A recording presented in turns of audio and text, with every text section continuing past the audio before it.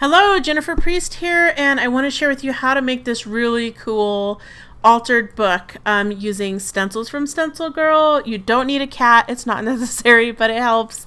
And also inks from Eileen Hull and some Eileen Hull Sizzix dies. So here's what you're going to do. You're going to get an old box that's broken and you're going to paint it with chalky finish paint to kind of prep it. You could also prep it with gesso. And you're going to take your Stencil Girl stencil and lay it onto your surface, and then use your color box blends. These are Eileen Hull's really cool blending tools that come with ink from ClearSnap. You're going to use that to stencil the image onto your project. So here I'm using this really cool doily stencil from Stencil Girl. I will put a link to my blog post up here where you can see how to get the stencil. You can get all the Stencil Girl products at Stencil Girl's website.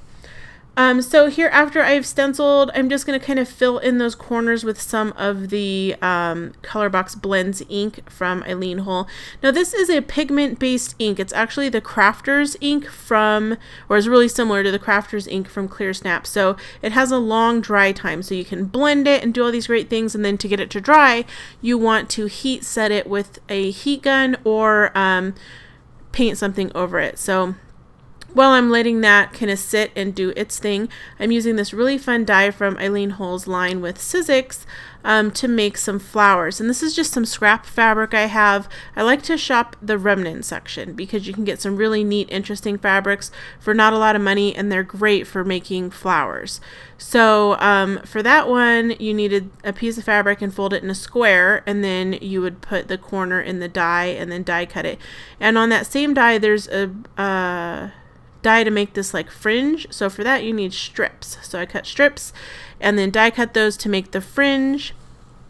And now that my ink is pretty much kind of settling in, I'm using some Collage Page decoupage medium from I Love to Create to decoupage on some dictionary pages that I die cut into scallop shapes, again with a Sizzix die.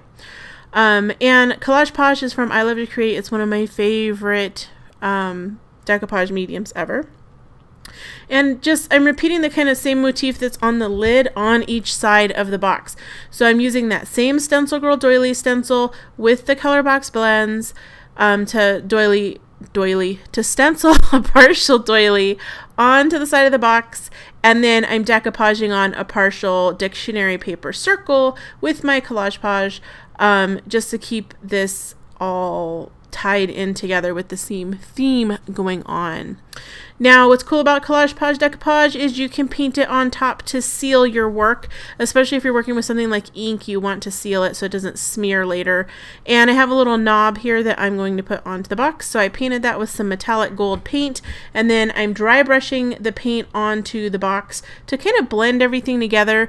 That chalk paint that I used to paint it, or if you use gesso, is going to be a stark white, and I want this to be kind of shabby chic. So that gold paint kind of gives it a little bit of a sheer shabby chic thing going on. To make the flowers, you're just going to take the flowers where they're folded from the die and just put a piece of string through there. Use a needle. So you can see here I folded up the die, cut shapes into fourths, and then just put the needle through there with a thread and then tied it to make my flower. Now these fringe ones, you're just going to put a blob of glue or a line of glue across the bottom and then roll it up into a tube. So that's going to make it into this fringy type flower. And you can glue each layer with hot glue, but that takes forever. You can just glue the top layer of the stack of fringes and then roll that up, and that makes your flower. So now to arrange everything on the top of the box, and if you'll notice on some of these flowers I actually got some little gold flower pistils. You can get these in the floral department at your craft store, and I folded those in half and put them in the middle of my flowers to give it like a little bit more of a realistic fancy look. I also cut some leaves out of 2 colors of felt. You can use any kind of felt. I used Kunin felt here, the Eco-Fi felt that you can get in the aisle at your craft store. You can also go to the fabric section and get larger pieces of felt. Kunin also sells those. And they also have the Eco-Fi felt, which is a recycled felt. So that's kind of cool to play with.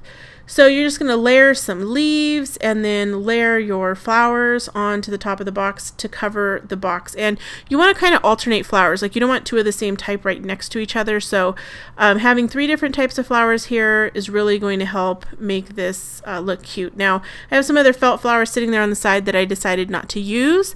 But you can use felt flowers if you want. I felt like it looked a little bit prettier with just these fabric flowers.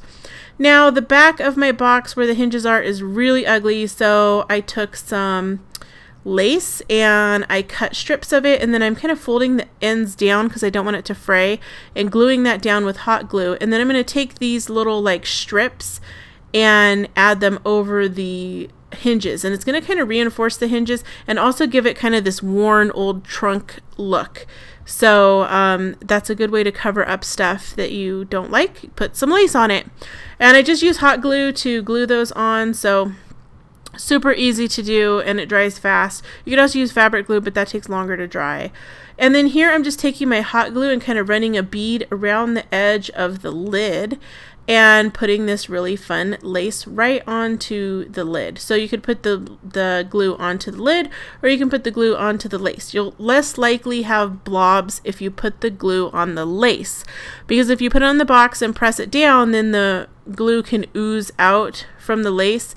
But putting the glue on the lace seems to work really well, but then you get hot glue on your fingers. So if you have calluses, then you'll be okay, but otherwise, maybe you need some hot glue gun helpers or some kind of tool to help you handle all that glue. All right, so once that's done, the box is finished. You can spray it with a clear coat if you wanted to, but just putting that collage page decoupage will seal everything, and now it's ready to put all your fun treasures in. I also sanded it just a little bit to give it a distressed look, and here again is my model Marshmallow with the box. So always adding a cat makes things better. Hit that subscribe button here at the end of the video and leave me a comment in the comment section. Bye!